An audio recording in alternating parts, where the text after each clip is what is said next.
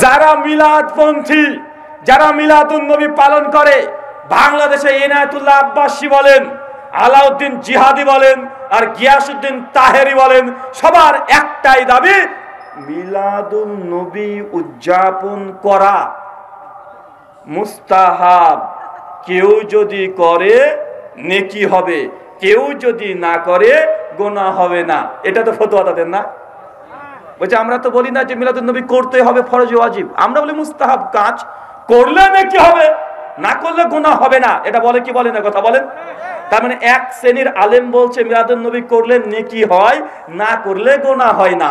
মানে সুন্নি ভাইদের ফতোয়া অনুযায়ী আহলে হাদিস মিলাদ করে না, তথা তারা কোনো গুনাহের কাজ করছে না। কথা বুঝতে পারলেন না? আর আহলে হাদিস এবং হানাফি কওমি দেওবন্দি তাদের ফতোয়া মিলাদুন নবী উদযাপন করা এটা গুনাহের কাজ, এটা বিদআত, এটা করলে নবীর শাফাত পাওয়া যায় না, এটা করলে ইবাদত কবুল হয় না। তার মানে দুই আলেমের মধ্যে দুই রকমের ফতোয়া। এক শ্রেণীর আলেম বলছে মিলাদুন নবী পালন করলে নেকি হয়, না করলে গোনাহ হয় না।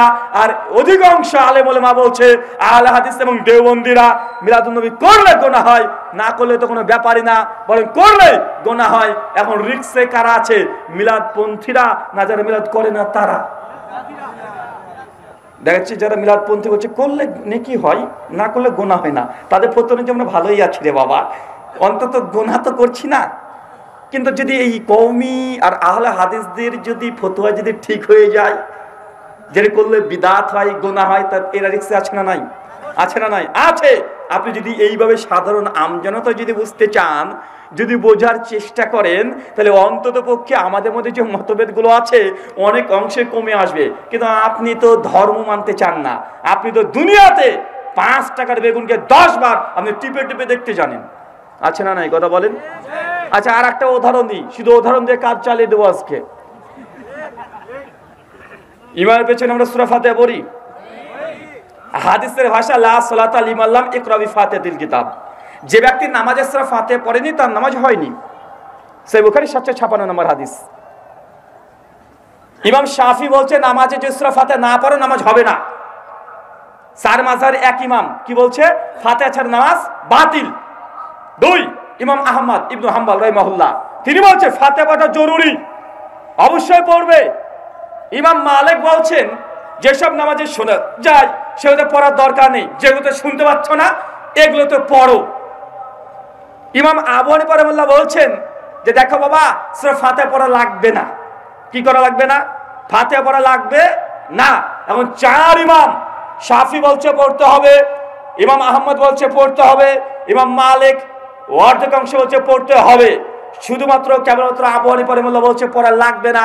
এখন বলেন 4 ইমামের মাযহাবের কথাই যদি শাফির কথা মেনে নিই, তাহলে যারা সূরা ফাতিহা পড়ে না তাদের নামাজ কি হয় না? ইমাম আহমদ, ইমাম মালিক 3 ইমাম তারা ফাতিহা পড়ার পক্ষে, এক ইমাম বিপক্ষে। এখন আপনার যুক্তিতে কোনটা ধরে? কোনটা ধরে বলেন তো ভাইজান? 4 ইমামের 3 ইমামই বলছে পড়তে হবে, এক ইমাম আবু হানিফা বলছে পড়া লাগবে না। আর একটা অংশ জুড়ে দিই, ইমাম আবু হানিফার নিকটে তো পড়া লাগবে না, কে? তার ছাত্র, তার ছাত্র নাম হচ্ছে মুহাম্মদ হাসান বিন সাইবানি। ইমাম আবু হানিফার ছাত্র, তার ফতোয়া হচ্ছে পড়তে হবে, এটা মুস্তাহাসানা। বাংলাদেশ থেকে আল হিদায়া ইসলামিক ফাউন্ডেশন প্রথম খণ্ড 79 নম্বর পৃষ্ঠায় ফতোয়া মজুদ আছে। ইমাম মুহাম্মদ ইমাম আবু হানিফার ছাত্রের ফতোয়া, ইমামের পেছনে মুক্তাদি সূরা ফাতিহা পড়বে, এটা মুস্তাহাসানা। ইমাম আবু হানিফার আরেকজন ছাত্র আব্দুল্লাহ ইবনুল মুবারক শাইখুল ইসলাম, তিনিও বলছেন ইমামের পেছনে সূরা ফাতিহা পড়া এটা জরুরি, এটা পড়তে হবে। জামে তিরমিজি হাদিস 311 এর আলোচনাতে ইমাম তিরমিজি কথাটা নকল করেছে। তার মানে বুঝতে পারলাম আর একটা কথা, ইমাম আবু হানিফা বলছে ফাতিহা পড়া লাগবে না, তার 2 ছাত্র বলছে লাগবে, আর একে 3 ইমাম তারাও বলছে লাগবে। এখন বলেন ফাতিহার পক্ষে জোরদার না যারা না পড়ে তাদের দলিলটা জোরদার? আর একটা কথা শুনে নেন তাহলে। ইমাম আবু হানিফার উস্তাদের নাম হচ্ছে আতা বিন আবি রবাহ, 110 হিজরিতে ওফাত, মৃত্যুবরণ করেন। আতা বিন আবি রবাহ তারও মতামত ইমামের পেছনে সূরাতুল ফাতিহা পড়বে, জামে তিরমিজি হাদিস না 311 আলোচনা ইমাম তিরমিজি নকল করেছেন। শুধু এতটাই নয়, ইমাম বুখারী রাহিমাহুল্লাহ জগৎ বিখ্যাত মুহাদ্দিস, তিনি ফাতিহা যে পড়তে হবে কুফাবাসীরা পড়তেন না, হানাফি মাযহাবের অনেকেই পড়া ছেড়ে দিয়েছে। এই জন্য ইমাম বুখারী বাধ্য হয়ে একটা আলাদা বই রচনা করলেন, জুজুল কিরাত ফিস সালাহ, মানে নামাজের মধ্যে ফাতিহা পড়ার পক্ষে ইমাম বুখারী 300 খানা হাদিস, 198 খানা হাদিস জড়ো করে সেই সময় একটা আলাদা বই রচনা করলেন। সেই সময় তারপর দেখছি যে না, অনেক কুফাবাসীরা ফাতিহা পড়ে না। তখন ইমাম বাইহাকি 458 হিজরিতে তিনি আরেকটা বই লিখলেন, কিতাবুল কিরাত। তিনিও শত শত হাদিসে প্রমাণ করার চেষ্টা করছেন নামাজে ফাতিহা পড়া লাগবে। এখন বলেন এতগুলো আলেম ইমাম, তারা সবাই ফাতিহার পক্ষে, মাত্র কয়েকজন বিপক্ষে। এখন আপনি যে সাধারণ মানুষ, আপনি কোনটা করবেন? কোনটা করবেন?